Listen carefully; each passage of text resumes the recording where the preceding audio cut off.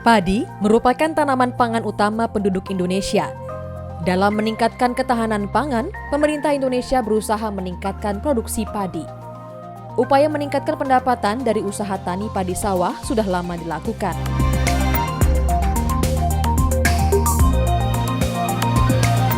Beberapa kendala menurunnya produksi padi, diantaranya adalah menurunnya kesuburan tanah,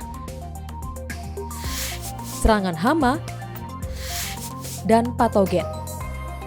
Namun penggunaan pestisida yang kurang bijaksana dapat menimbulkan masalah kesehatan tanah, pencemaran lingkungan, dan gangguan keseimbangan ekologis. Berdasarkan sumber potensi tanaman sebagai pestisida alami yang tersedia di Indonesia, maka perlu dilakukan peningkatan pengetahuan dan keterampilan dalam pembuatan pestisida alami untuk mengendalikan hama dan penyakit pada tanaman padi. Langkah kerja yang harus dilakukan dalam proses pembuatan pestisida nabati adalah: apa saja bahannya?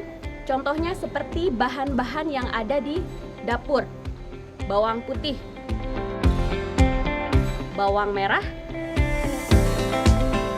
jahe, lengkuas, serai. Nah, bahan tersebut contoh yang mempunyai karakter yang panas. Karakter yang panas bisa kita pakai lengkuas atau jahe. Kemudian, bahan-bahan yang mempunyai rasa yang pahit, contohnya seperti mahoni, kemudian brotowali. Itulah bahan-bahan yang tidak disukai oleh hama.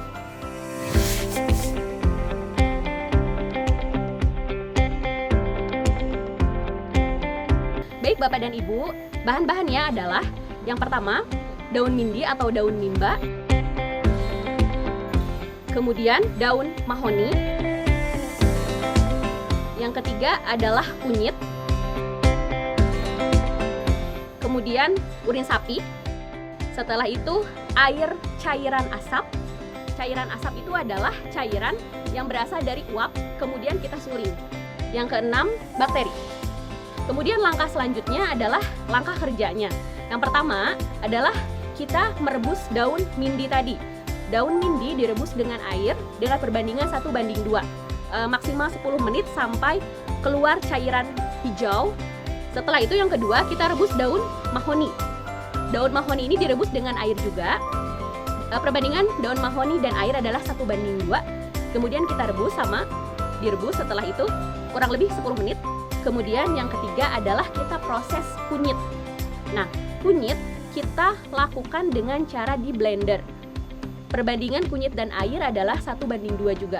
Jika kunyitnya memakai 1 kilo, berarti kita pakai 2 liter air. Kemudian di blender sampai benar-benar halus.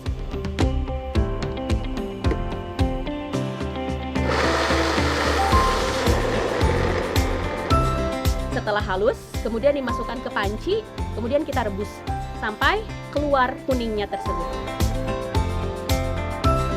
Langkah kerjanya adalah cairan mindi itu 24% dari total yang akan kita buat.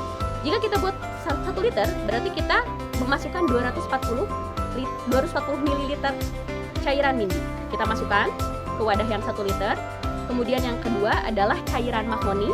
Nah, cairan mahoni ini juga sama, dosisnya 24% dari dosis yang akan kita buat 1 liter. Nah, 240 ml kita masukkan ke wadah. Setelah itu, yang ketiga adalah urin sapi. Urin sapi pun sama, presentasenya adalah 24% dari dosis yang akan kita buat. Jika kita buat 1 liter, berarti kita memasukkan 240 ml urin sapi. Kita masukkan, kemudian kita campur sampai homogen.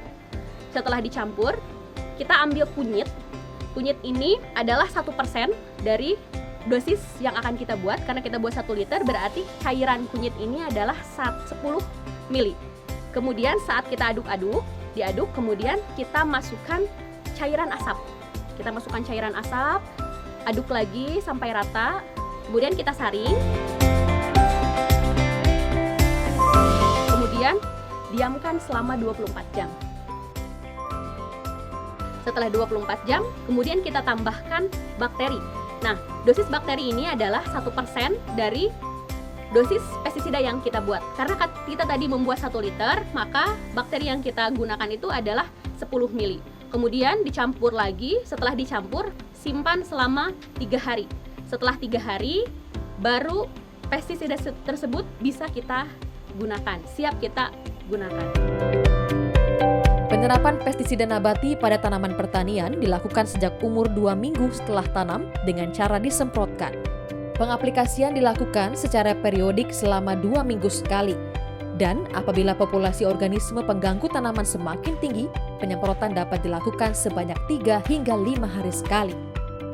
Dosis yang digunakan sebanyak 10 ml per liter air. Pestisida nabati dapat digunakan saat cuaca terang pada pagi maupun sore hari.